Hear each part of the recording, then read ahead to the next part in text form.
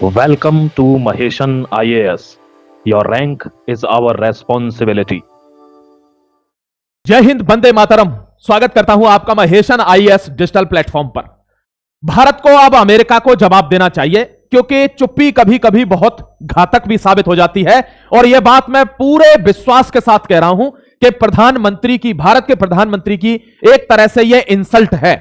और अगर भारत जैसे देश के प्रधानमंत्री की अगर इंसल्ट हो रही है तो एक बेफिटिंग रिप्लाई जाना चाहिए अमेरिका को, और साथ ही साथ बताना चाहिए कि यह वेनेजुएला नहीं है, यह यूरोप का कोई नाटो का अलाई देश नहीं है कि जिसको आप धमका दोगे, कुछ भी बोल दोगे और हम रिप्लाई नहीं करेंगे। यही गलती हमसे ऑपरेशन सिंदूर के टाइम पे भी हुई थी कि हमने उसको बेफिटिंग रिप्लाई साथ की साथ नहीं दिया। जब महीनों बाद जाकर अगर हम पार्लियामेंट में बोलते हैं कि हमने ऐसा किया, हमने किसी की बात नहीं मानी, तो कौन सुनता है इतने दिन बाद? अभी के अभी अगर अमेरिका झूठ बोल रहा है तो आपको अभी तुरंत रिप्लाई भेजना चाहिए। मैं आपको प्रूफ भेजता हूं। और भारत अगर ऐसा नहीं करता है, देखिए मैं तो रीडिंग कर रहा हूं, तो रीडिंग के ही अनुसार आपको बता रहा हूं कि भारत अगर ऐसा नहीं करता है तो चाहे बांग्लादेश हो, चाहे पाकिस्तान हो, चाहे इनसे भी कोई गिरा हुआ देश हो, वो भारत को ऐसे ही नोचेगा, खचोटेगा, ऐसे ही उस पर करेगा जो भी कर रहा है। क्योंकि आपको वर्चस्व बनाना होगा, आपको यह दिखाना होगा कि इस इलाके में ओवर एक्टिंग नहीं, यह दिखाना होगा। आप देखिए, मैं आपको एक चीज बता देता हूं, जियोपॉलिटिक्स का और दुनिया का भी एक बहुत बड़ा कोट है, दैट दुश्मन का दुश्मन, यहां क्या हो रहा है कि दुश्मन का दुश्मन हमेशा दोस्त होता है। ठीक है, क्योंकि भारत के पास रास्ता नहीं है, और अगर दो रास्ते एक जैसे हो तो बहुत ईमानदारी के साथ आपको दिमाग लगाकर दूसरा रास्ता चुनना चाहिए। और वो रास्ता क्या है, ये देख लीजिए। एक एक चीज समझाऊंगा आपको, आर्टिकल को आप सर से पैर तक कान बनकर सुनना, आपको समझ में आएगा कि हमको चीन के साथ अब दावेदारी पेश करनी होगी, अब चीन के साथ हाथ बढ़ाना होगा। क्यों? क्योंकि चीन ही वो देश है जो 1949 से और 2026 तक $20 ट्रिलियन की इकोनॉमी पर पहुंच गया है। अमेरिका की इकोनॉमी पहले भी ज्यादा थी, अभी भी लगभग वही है। हमको ग्रो करना है, और जो ग्रो करता है वही ताकतवर होता है, और भारत के खिलाफ ये जो षड्यंत्र है वो ग्रो का है। अब आपको बता देता हूं, ये हमको करना होगा, इसलिए मैंने ये पहले बताया, और ये करने जा रही है भारत की गवर्नमेंट। ये भी आपको बता देता हूं, वो इंटेलेक्चुअल लोग हैं, वो जानते हैं इस चीज को। ये देखिए यहां पर ब्रिक्स, इसका टारगेट क्या है? ब्रिक्स। ब्रिक्स क्यों है टारगेट? क्योंकि ब्रिक्स डॉलर को रिप्लेस कर रहा है, और जब डॉलर नीचे गिरेगा तो अमेरिका खत्म है। जैसा कि भविष्यवाणियां चल रही हैं, अमेरिका पर $38 ट्रिलियन ये डेप्ट है। क्या है? ये कर्जा है इतना, और उसकी इकोनॉमी $30 ट्रिलियन की भी नहीं है, 28 के आसपास है। तो उसका डूबना तो तय है, और इसका सबूत दिखाऊंगा कि ऐसा डूबना तय क्यों बोल रहा हूं। क्योंकि एक बहुत बड़े जाइंट ने, जो दुनिया का सबसे बड़ा ट्रेजरी मैनिपुलेटर है, ट्रेजरी मैनेजमेंट होल्डर है, उसने अमेरिका को छोड़ दिया और साफ कह दिया कि अब अमेरिका में पैसा नहीं लगाना, यह डूबता हुआ जहाज है, यहां पर पैसा नहीं लगाना, पैसा लगाना है एशिया में, जहां भारत रहता है, जहां चीन रहता है। ध्यान से देखिएगा ये दोस्तों, ये इनका जो, अगर आप चाइना की जगह इनको चुनते हो, ये कौन है? ये लिंडसे है। ये लिंडसे मैडम ये कहता है दोस्तों, इसी ने वो लॉ पास किया है कि भारत के ऊपर या किसी के भी ऊपर जो रशिया से संबंध रख रहा है, 500% का टैरिफ लगा दीजिए, अपना आप नीचे आ जाएगा, डाउन आ जाएगा। यही है वो जिसने लॉ पास करवाया है। ये दोस्तों मोस्ट प्रोमिनेंट लोगों में माना जाता है, ट्रंप के साथ इसके बहुत अच्छे संबंध है। अब ये कह रहे हैं कि अगर इंडिया हमारे हिसाब से नहीं चलता है तो बर्बाद कर दो 500% टैरिफ लगाकर। एक बात आपको बता देता हूं, एक यूनाइटेड स्टेट्स का एक जियोपॉलिटिकल रीडर है, तो वो इंग्लिश का रीडर है, आप कभी उसको देखोगे ना, उसका एक वीडियो है 38 मिनट का, उसने बताया है, एक एक प्रूफ के साथ बताया है, that how China can not become the power of the world, how Russia will not become the power of the world, India strategically becoming the power of the world, India does not need anyone, the world need India. World की need है India, ना कि India को किसी की जरूरत है। चाहे वो हमारा मैन्युफैक्चरिंग हो चाइना के साथ, चाहे हमारा स्ट्रेटेजिक वेपन हो रशिया के साथ, चाहे हमारा टेक्नोलॉजी हो इजराइल के साथ, चाहे हमारी स्ट्रेटेजिक डोमेस्टिक पार्टनरशिप हो दोस्तों हमारे साउथ एशिया के देशों के साथ, चाहे हमारा डेवलपमेंटल गोल हो विश्व शक्ति, यानी आप वर्ल्ड लीडर बनने के लिए अफ्रीका के जितने लोगों को अगर एड देनी हो या उनकी सहायता करनी हो, भारत की जरूरत है लोगों को। अमेरिका नीड्स इंडिया, अमेरिका को इंडिया की जरूरत है, इंडिया को अमेरिका की जरूरत नहीं है। देखिए दिखाता चलूंगा आपको, यानी ब्रिक्स में लौटना होगा, और इस आदमी को यानी यूएस को आपको अब बेफिटिंग रिप्लाई देना चाहिए कि पहले तो झूठ बोलना बंद करिए। अभी आपने देखा कितनी बड़ी इंसल्ट की है यूनाइटेड, जो डोनाल्ड ट्रंप है उसने क्या बोला है? उसने बोला है कि मोदी जी का मुझे फोन आता है, कहते हैं sir please may I see you please, यार दो लीडर एक ही बराबर के कद के, एक लीडर जो कई सालों से विश्व में सबसे बड़े पायदान पर है, वो ऐसे करके बोलेगा क्या किसी से? ये सिर्फ इस टाइम पर स्टेटमेंट इसलिए दिया गया कि ये पता चले कि ट्रंप ही सब कुछ है। मैक्रोन की देखिए कैसे बेइज्जती करिए, जो फ्रांस का प्रेसिडेंट है मैक्रोन, उसके लिए क्या शब्द यूज किया डोनाल्ड ट्रंप ने कि आई बेग यू, मैं तुमसे भीख मांगता हूं, इस बात की जिक्र मत करना कहीं भी। और वो माइक पे खड़े होकर बोल रहा है डोनाल्ड ट्रंप इस बात को। यहां से आप समझिए, जैसे ही ट्रंप ने बोला है कि मोदी जी ने कहा sir may I see you please, हम बहुत घाटे में हैं, 500% टैरिफ काफी, कह रहा है मोदी जानता है कि मैं खुश नहीं हूं, वो काफी सारा टैरिफ पे कर रहे हैं, मतलब हम तुमसे भीख मांगेंगे। और यह चीज उसने ओपन में कहा है और इंटरनेशनल मीडिया इसको कवर करती है। भारत कुछ कहेगा उसको कवर नहीं करेगी, लेकिन इसको कवर करती है। और यही कारण है दोस्तों कि कल जो अपोजिशन पार्टी है हमारे यहां पर, उसका लीडर आता है और कहता है कि नरेंद्र सरेंडर। अमेरिका से नरेंद्र को एक फोन आ जाए तो सरेंडर हो जाता है नरेंद्र। हम घर में कितना भी लड़ लें, चुनावों में कितना भी लड़ लें, अगर बात बाहर की आ जाए देश से, तो हर भारतवासी को एक रहना चाहिए, चाहे वो पॉलिटिशियन हो, फौजी हो, समान नागरिक हो, चाहे जो हो। लेकिन अगर तुम देश को बाहर से तोड़ने की बात कर रहे हो तो इसका जवाब भारत की सरकार को अब देना होगा। देखिए क्यों, हमको क्यों करना है चाइना के साथ पैक्ट। ये देखिए, ये यूएस की डिफेंस है। जैसे ही वेनेजुएला पे अटैक करा है, दुनिया को डराने के लिए, डेटरेंस करने के लिए, अब तक 1000 बिलियन डॉलर, ये था अमेरिका का क्या डिफेंस बजट। हमारा कितना है? हमारा है 78 से 80 बिलियन डॉलर डिफेंस बजट। आप देखिए हमको क्यों, हमको अमेरिका की जरूरत नहीं है, अमेरिका की जरूरत नहीं है। अमेरिका कभी भी हमको आगे नहीं बढ़ने देगा।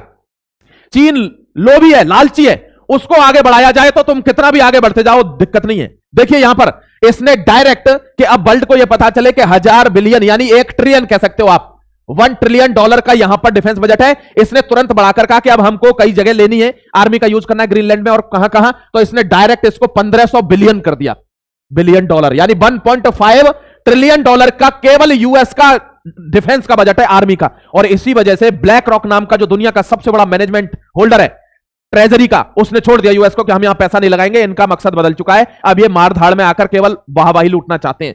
भारत को यही काम करना है। आप कमेंट सेक्शन में बताइए कि भारत में क्या चल रहा है। लाडली बहन योजना, लाडली अम्मा योजना, भैया योजना, कब तक चलेंगी ये भैया अम्मा बचेंगे ही नहीं तो इनका क्या होगा। इन चीजों से ऊपर उठिए। बसों को फ्री कर दे रहा है दिल्ली में, क्या 5-5 रुपए की टिकट नहीं ले सकते लोग। और इसी के ऊपर ये जो तो आपने देखा होगा प्रोपेगेंडा जो चलता है पीएफआई वाला, पॉपुलर फ्रंट ऑफ इंडिया, यही लोग सड़कों पर बैठे, हाय हाय रे बस पहले फ्री थी अब तो 5 रुपए लेने लगे। ये है, आप सीआईए का जाल जिस दिन समझ जाओगे ना, भारत में समझ जाओगे कि भारत में कौन जो प्रोटेस्ट कर रहा है उसका एजेंडा क्या है। ये एजेंडा प्रोटेस्ट होते हैं। ध्यान रखना, भारत का बजट आप बताइए डिफेंस में, अगर आपको 24 आवर पाकिस्तान, बांग्लादेश, चाइना ऐसे देश आपके, अगर सांप आपके बगल में है, आपका डिफेंस बजट कितना होना चाहिए? मिनिमम 500 बिलियन होना चाहिए। वो क्या है? 100 बिलियन भी नहीं है। ध्यान रखना, ये मैं आपको हकीकत से रूबरू करा रहा हूं, लोग इस तरीके से करा नहीं पाते। देखिए ये आदमी जिसका ना सर है, ना पैर है, ना अम्मा है, ना अब्बा है, ना इसकी कोई हैसियत नहीं है, ये आदमी भारत को बिना किसी बात के, हमने सिक्योरिटी के चलते, एक आदमी है मुस्तफिजुर रहमान, उसको आईपीएल से बाहर कर दिया कि सिक्योरिटी कंसर्न है इसको। उसके ऊपर नाराज होकर इसने कहा आईपीएल को बैन करो बांग्लादेश में। भारत ने कोई एक्शन नहीं लेता। यहां इसने कहा वर्ल्ड कप में, जो वर्ल्ड कप होगा 2020 या कोई भी, बांग्लादेश का कोई भी प्लेयर भारत में नहीं खेलेगा अगर भारत में मैच होंगे तो। ये इसकी औकात है। देखिए धड़ाक से, मतलब एक नाटुच सा देश भारत को तुरंत रिटेलिएट करता है और भारत शांत बैठा। क्यों? क्योंकि भारत समंदर है और समंदर उछलते नहीं है। क्षुद्र नदी भर चली तुराई, जिम थोड़े दिन खल इतराई। जो खल होते हैं वो थोड़े दिन इतराते हैं, छोटी छोटी नदियां तुरंत उफान मार जाती हैं। जो समंदर होता है वो डेली उफान नहीं मारता, एक बार मारता है, और एक बार मारता है तो फिर क्या आती है? सुनामी आती है। ध्यान रखिएगा। ये दोस्तों देखिए, Bangladesh extend visa restriction on Indian एमिड diplomatic chill. हमारे प्लेयर कहीं खेलेंगे नहीं, आईपीएल की ब्रॉडकास्टिंग बैन करो बांग्लादेश में, और वीजा बंद कर दिया। केवल किन के लिए वीजा दिया है? जो यहां काम करने के लिए आ रहा है, बांग्लादेश में जो काम करने के लिए आ रहा है उसके लिए वीजा है, बाकी किसी के लिए वीजा नहीं है, बंद। भारत को अब इनके रिप्लाई करने होंगे। देखिए, Trump withdraws US from more than 60 international organisation. इसका क्या मतलब है? इसका मतलब है ऑटोक्रेसी, विश्व पर राज करना है। इसीलिए किसी भी ऐसे ऑर्गेनाइजेशन में नहीं फंसना है जो मेरे को पीछे ले जाएगा। यानी लगभग 66 ऑर्गेनाइजेशन को यह छोड़ चुका है। अब इसमें 30 तो वो हैं जो अमेरिका ही चला रहा था अलग अलग तरीके से, क्योंकि उसने कहा मुझे क्लाइमेट से मतलब नहीं है, मुझे धुआं हो गया, सांस घुट गई किसी की, मुझे अब इससे कोई लेना देना नहीं है। मोदी जी ने एक ये चलाया था फ्रांस के साथ मिलकर, इंटरनेशनल सोलर अलायंस, कि जिससे हम एनर्जी आपूर्ति कर सकें, इसको भी छोड़ दिया ट्रंप ने। क्या हमको नहीं चाहिए ये? समझ गए?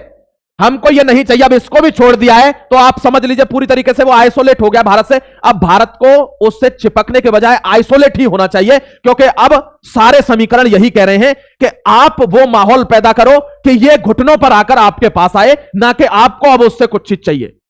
भारत की जनता तैयार रहती है, कुछ झेलना होगा बहुत आसानी से, वे देशभक्त लोग हैं, वे झेल जाएंगे। तो हमको अब किसकी तरफ आना है? अब इसकी तरफ आना है। ध्यान रखना, भारत ने नया वीजा शुरू कर दिया है चाइना के लिए, ई वीजा, E4 वीजा, और उसमें जितने भी चाइनीज, क्योंकि मैन्युफैक्चरिंग के एक्सपर्ट हैं वो लोग, बहुत लंबे समय से मैन्युफैक्चरिंग कर रहे हैं, वे बहुत एक्सपर्ट हैं, तो उन्हीं के द्वारा भारत में मशीनरी को लगवाया जाना है, जो मशीनरी खराब है उसको बनवाना है, और इनके साथ अब हमको डील्स करनी है, यानी चीन के साथ व्यापार करिए। इसका दो फायदा, एक तो आपको दूरी कम लगेगी, दूरी का फायदा मिल जाएगा, और आप पड़ोस में रहेंगे बराबर में। पहले 10 साल 12 साल आप ग्रो करिए, उसके बाद वर्चस्व बनाइए। पहले ग्रो करिए, 10 के ऊपर ले जाइए इकोनॉमी को, और फिर देखते हैं अमेरिका क्या उखाड़ लेगा, यह ध्यान रखिएगा। देखिए दोस्तों, भारत की इकोनॉमी का प्रेडिक्शन है कि यह 7 ट्रिलियन हो जाएगी 2030 तक, और इसी चीज से डरे हुए हैं लोग कि 2030 तक अगर 7 ट्रिलियन हो गई तो 2047 तक इनका डेवलप्ड इंडिया होने का लक्ष्य है, यह तो 15 के ऊपर पहुंच जाएंगे।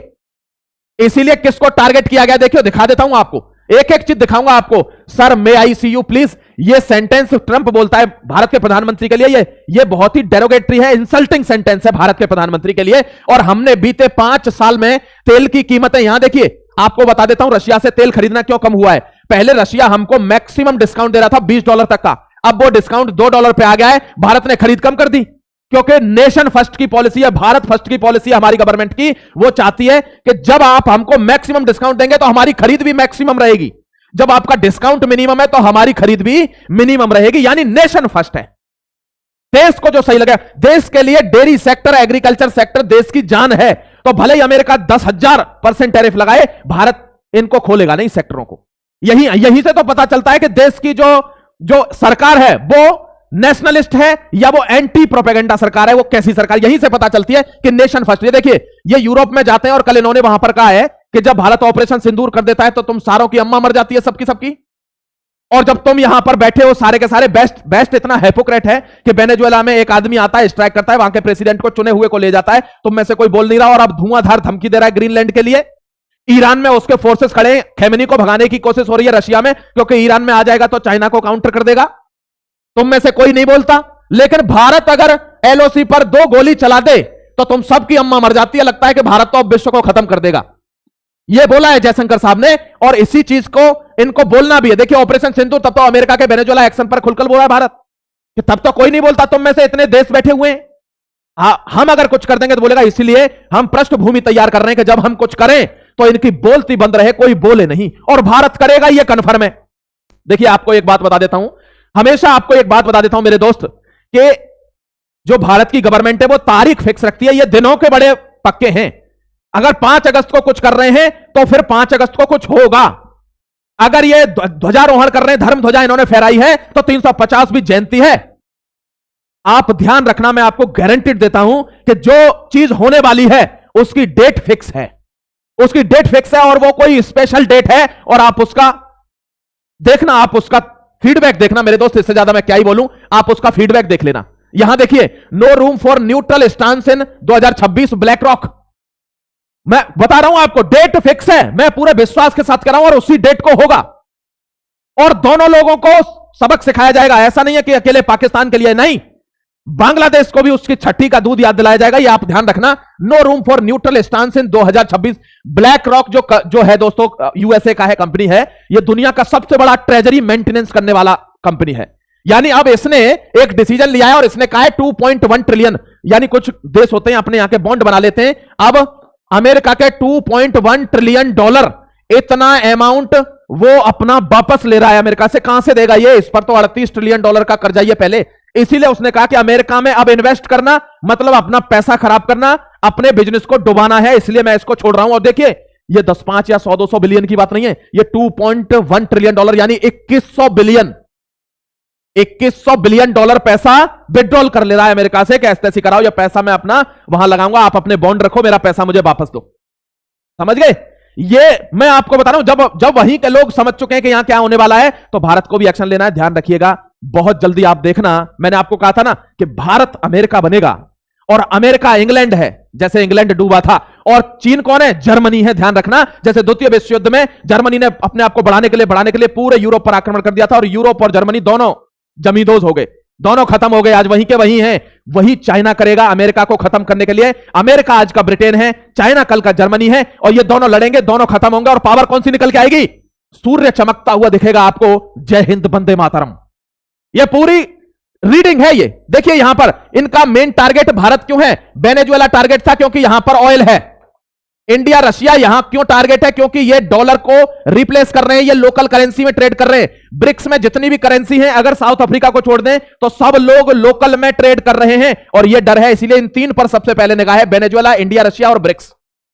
ये देखिए, BRICS is not going to stop. BRICS नहीं रुकेगा। लोकल करेंसी में चाइना भी, इंडिया भी, रशिया भी, ब्राजील भी, सारे लोग ट्रेड कर रहे हैं लोकल में, लोकल करेंसी में। गोल्ड एक्यूमुलेशन, अब गोल्ड ले रहे हैं, गोल्ड की प्राइस बढ़े ना, अब गोल्ड में ट्रेड होगी, गोल्ड खरीद रहे हैं सारे लोग, और चारों देश गोल्ड में इन्वेस्ट कर रहे हैं। ध्यान रखिएगा, यहां देखिए भारत धीरे धीरे डॉलर को छोड़ रहा है। Non Swift system, Swift system नहीं चाहिए हमें, डॉलर से जो कन्वर्ट होकर पैसा आता है रुपए में, नहीं चाहिए, ये भी छोड़ रहा है, ब्राजील भी छोड़ रहा है। यहां रिड्यूस यूएसडी रिजर्व, जो हमारे पास रिजर्व रहते हैं दोस्तों, जो फॉरेन रिजर्व होते हैं, देखिए यहां पर इंडिया ग्रेजुअली छोड़ रहा है, ये फोर्सफुली छुड़वा रहा है रशिया, और ये ग्रेजुअली छोड़ रहा है कौन? ब्राजील, और ये तो छोड़ ही चुका है चाइना। इसके पास तो वो अमेरिका का रिजर्व नहीं रखता, डॉलर का रिजर्व नहीं रखता, उन युआन का रिजर्व रखता है। यहां देख लीजिए, एनर्जी ट्रेड में भी ये लोग छोड़ चुके हैं। इंडिया, चाइना, रशिया, और ये लिमिटेड ट्रेड करता है ब्राजील, क्योंकि वहीं रहता है अमेरिका के पास। इस वजह से ब्रिक्स निशाना है। भारत को क्या करना चाहिए बता देता हूं। देखिए, जितने भी सिलिकॉन वैली के जितने भी टॉप सीईओज हैं, चाहे ओनर्स हैं, भारत के हैं। तुरंत क्या करना चाहिए? ये औदे मुंह गिर जाएगा। दो तीन साल या 2-3 महीने भी इसकी सिलिकॉन वैली गिरी ना, अमेरिका धड़ाम से घुटनों पर अगर जूते न चाटे तो हमसे कहना। ये दोस्तों देखिए, इनको डिजिटल टैक्स बढ़ाइए, धुआंधार डिजिटल टैक्स बढ़ाइए इन पर। यहां देख लीजिए, ये अफगानिस्तान और पाकिस्तान में युद्ध होगा, टर्की बीच में बड़ी बुआ बन रहा था, अब हट गया बगल से, अब नहीं कर रहा। तो हमको तो टर्की से भी लड़ना है, पाकिस्तान से भी लड़ना है, बांग्लादेश से भी लड़ना है, और चीन से तो बहुत सावधान होकर चलना है। ध्यान रखना, कम्युनल रेशलिज्म हो गया है नेपाल के अंदर। आपने देखा होगा कि वहां पर दूसरी कम्युनिटी के लोग आकर हिंदू कम्युनिटी को बर्बाद कर रहे हैं, तो उन्होंने भी एक शूटेड साइट के ऑर्डर दे दिए, तो वहां भी दिक्कत चल रही है। ये मैं आपको इसलिए समझा रहा हूं, ये मैं भारत के परिप्रेक्ष्य में समझा रहा हूं कि भारत अगर ठान ले तो सिलिकॉन वैली धड़ाम गिरेगी, पूरा अमेरिका धड़ाम गिरेगा, और यह होने वाला है, और हमारी डेट फिक्स है, भूलना मत इस बात को। जय हिंद, वंदे मातरम। फिर मिलता हूं आपसे, सब्सक्राइब करके जुड़े रहिए महेशन आईएएस को। फिर मिलता हूं एक और नई डेवलपमेंट के साथ। जय हिंद, वंदे मातरम।